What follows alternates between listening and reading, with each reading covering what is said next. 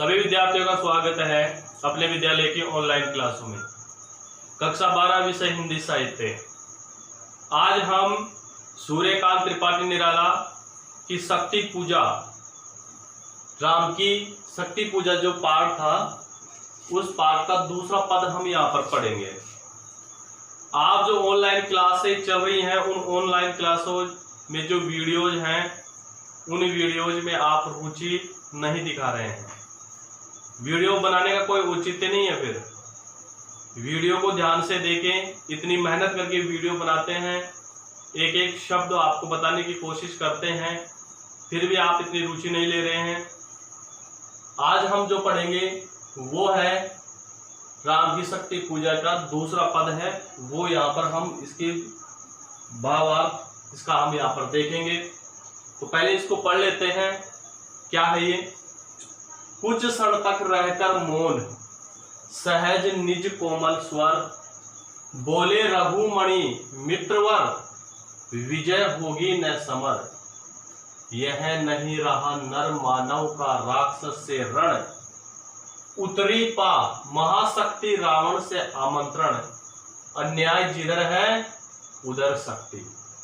कहते छल छल हो गए नयन कुछ बूंद, पुनः डुल के द्रग जल। रुक गया कंठ चमका, लक्ष्मण तेज प्रचंड। दस गया धरा में कपि, गह युगपद मसक दंड। स्थिर जामवन समझते हुए जो सकल भाव, व्याकुल सुग्रीव हुआ उर्मे जो विषम घाव। निश्चित सा करते हुए विभीषण कार्यक्रम, मौन में रहा यो स्पंदित वातावरण विषम। अब यहाँ पर इस पद को हमने पढ़ा है। अब इसके जो कठिन शब्दार्थ है वो हम यहाँ पर देख लेते हैं। क्षण पल, मौन चुपचाप, सहज सरल, निज अपने, कोमल नाजुक, स्वर आवाज। बोले रघुमणि, रघुमणि का प्रभु श्री राम। मित्रवर, मित्रवर का अर्थ यहाँ पर हो जाएगा जामवन से, ये ले लेना, जाम्बवन या जामवंत जी, जामवंत जी, ठीक है। विजय होगी न समर, समर का मतलब युद्ध भूमि। कठिन शब्दार्थों को ध्यान से सुनिए। युद्ध भूमि। यह नहीं रहा नर, मनुष्य, वानर, वानरों का, मनुष्य और वानरों का, राक्षस से रण, राक्षस का मतलब राक्षस का है, रण का मतलब युद्ध है। उतरी पा महाशक्ति, महाशक्ति मां दुर्गा, रावण से आमंत्रण, आमंत्रण मतलब रावण ने मां शक्ति की पूजा अर्चना की, तो आमंत्रण का तो जाएगा बुलावा, ठीक है। अन्याय जिधर है उधर शक्ति, यानी अन्याय, यानी रावण है वो क्या कर रहा है? अन्याय कर रहा है। और मैं क्या कर रहा हूं? न्याय के रास्ते पर चल रहा हूं, धर्म के रास्ते पर चल रहा हूं। लेकिन मां है वो भी कौन सी, किसकी तरफ हो गई? आज अन्याय की तरफ हो गई है। कहते छल छल, यह धोखा है, धोखा है। हो गए नयन आंखें बूंद, पुनः डुलके, डुलके का मतलब गिरे, द्रग जल, आंसुओं के रूप में। रुक गया कंठ गला, चमका, चमका का चमका रहेगा, लक्ष्मण तेज, तेज मीन्स प्रकाश, क्रोध, प्रचंड, भयानक। धस गया, धस का तो होगा यहां पर बैठ गए, बैठ गए। धरा जमीन, कपि, कपि का तो जाएगा यहां पर हनुमान, हनुमान। गह, गह का तो जाएगा पकड़कर। युगपद दोनों पैर, दोनों पैर। मसक दंड बुझाएं या आसन करने का तरीका, या फिर व्यायाम जो करते हैं भुजाओं को फड़काना, ऐसे उसे बोलते हैं मसक दंड। स्थिर चुपचाप एक जगह, जामन, जामन जी। समझते हुए जो सकल, सकल का संपूर्ण, संपूर्ण या पूरे भाव विचार, व्याकुल परेशान सुग्रीव, सुग्रीव जी, उर हृदय, विषम ज्वानि जैसे विषम भयंकर, घाव चोट, निश्चित सा करते हुए विभीषण, विभीषण का विभीषण हो जाएगा, कार्यक्रम का कार्यक्रम, मौन चुपचाप, चुपचाप, स्पंदित चेतना युक्त, चेतना युक्त, विषम भयंकर। ठीक है, अब इसका कई शब्द आप देख लिए, अब इसकी व्याख्या करके हम यहां पर देखते हैं। ये पूरा जो पद है, ये पूरा पद है, ये पूरा पद राम की मनोदशा का यहां पर वर्णन करता हुआ निराला जी ने बताया है। राम है अपने युद्ध में विजय को लेकर संशय की स्थिति में है, भ्रम की स्थिति में है कि मैं रावण से युद्ध में विजय प्राप्त करूंगा या नहीं करूंगा। इस भ्रम में, इस संदेह में वह अपनी बात अपने मित्र जामवंत जी से कहते हैं। सारे जो किरदार हैं, जो ये अपना अपना हिस्सा, अपना अपना भाग जो इसमें निभा रहे हैं, इसमें कौन कौन है? लक्ष्मण है, जामवंत जी है, सुग्रीव है, विभीषण है, ये सब चुप रहते हैं और चुपचाप ही अपनी मनोदशा का इसमें वर्णन करते हैं। तो यहां पर देखते अब क्या है, कुछ क्षण तक रहकर मौन। प्रस्तुत पद में निराला जी वर्णन करते हुए कहते हैं कि प्रभु श्री राम कुछ पल तक चुपचाप रहकर, कुछ पल के लिए चुपचाप रहकर, शांत रहकर, सहज निज कोमल स्वर, सरल रूप में अपने, सरल रूप में अपने कोमल स्वरों से, कोमल आवाज में वह बोलने लगते हैं, नाजुक आवाज में वह बोलने लगते हैं। कौन बोलने लगते हैं? प्रभु श्री राम। कुछ समय तक वह चुपचाप बैठे रहते हैं और चुपचाप रहने के बाद में फिर वह नाजुक स्वर में, आवाज में वह बोलना प्रारंभ करते हैं। बोले रघुमणि, प्रभु श्री राम बोले मित्रवर, हे जामवंत जी विजय होगी न समर। जामवंत जी इस युद्ध में हमारी विजय होगी या नहीं होगी। यानी प्रभु श्री राम जामवंत जी से ये कहते हैं कि हे मित्र, इस युद्ध में हमारी विजय होगी या विजय नहीं होगी। यह नहीं रहा नर वानर का राक्षस से रण, नहीं रहा नर वानर का। आगे राम कहते हैं कि यह युद्ध मनुष्य और वानरों का नहीं रहा, राक्षस से रण। यह किससे युद्ध हो रहा है? राक्षसों से यह युद्ध हो रहा है। यानी मनुष्य और वानरों का आपस में कोई युद्ध यहाँ पर नहीं हो रहा है। यह युद्ध है, यह युद्ध किससे हो रहा है? राक्षसों के साथ यह युद्ध लड़ा जा रहा है। उतरी पा महाशक्ति रावण से आमंत्रण।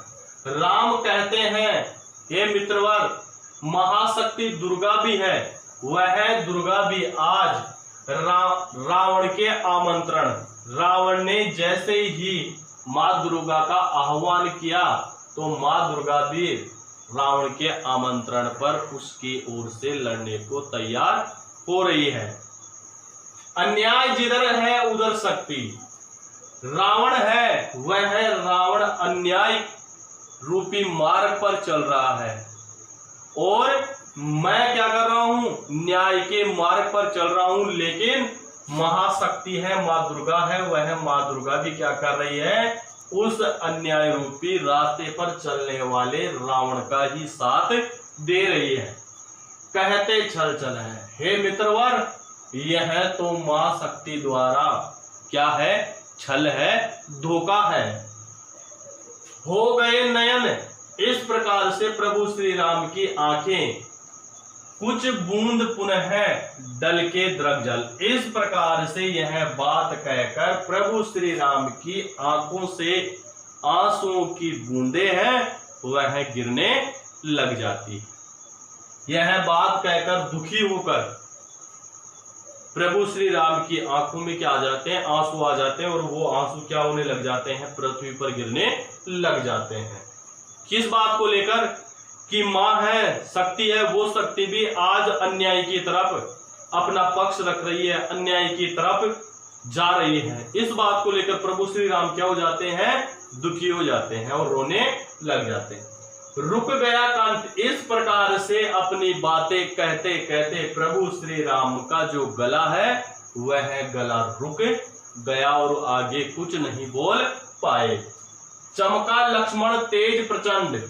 इन सारी बातों को सुनकर लक्ष्मण है वह लक्ष्मण तेज प्रकाश के रूप में अपने गुस्से को प्रदर्शित करने लगे। इतनी बातों को सुनकर लक्ष्मण है वो क्या करने लगे, अपने गुस्से को प्रकट करने लगे।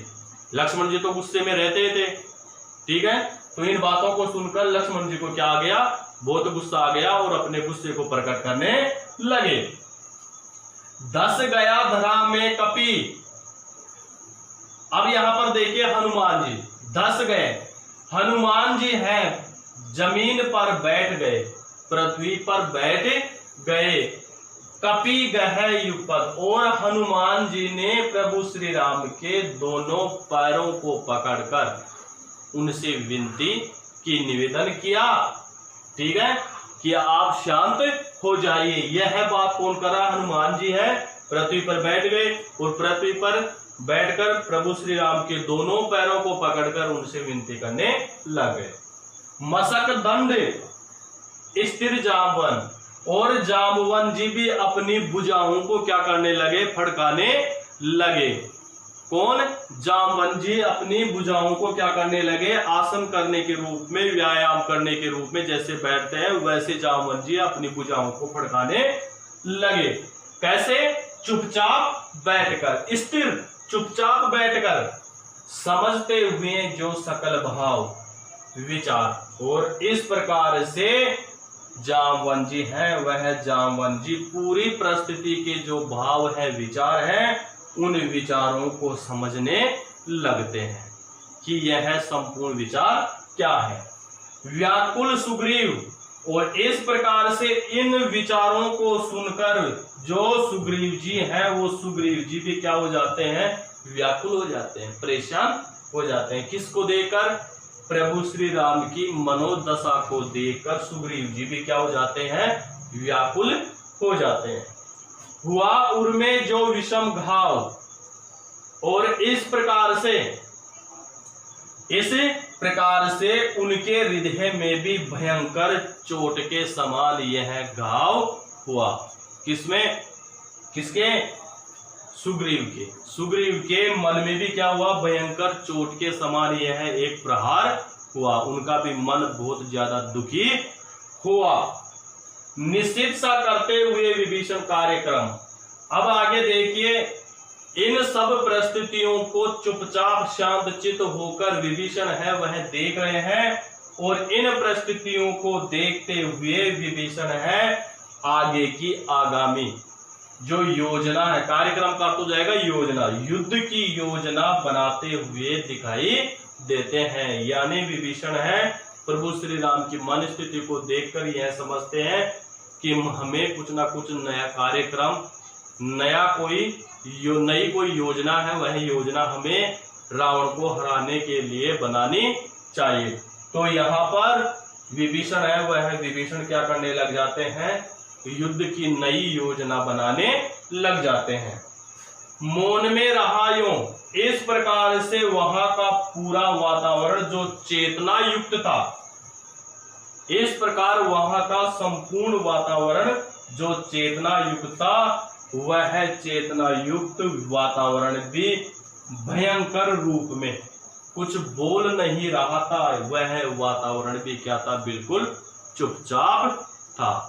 यानी वहां का वातावरण, सब व्यक्ति चेतना युक्त थे, सब में जीव था, सब हलचल कर रहे थे, लेकिन बोल कोई नहीं रहा था। सब अपने मन के भावों को मन ही मन में प्रकट कर रहे थे।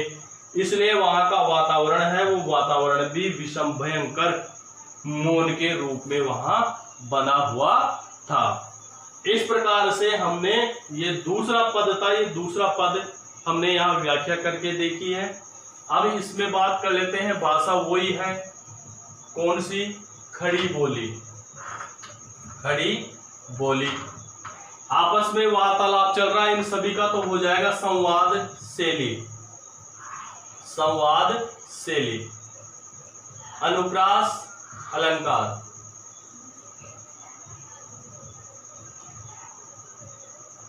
पुनरुक्ति प्रकाश। छल चलाया है, पुनरुक्ति प्रकाश अलंकार हो जाएगा। करुण रस, क्या हो जाएगा? करुण रस। करुण रस क्यों है?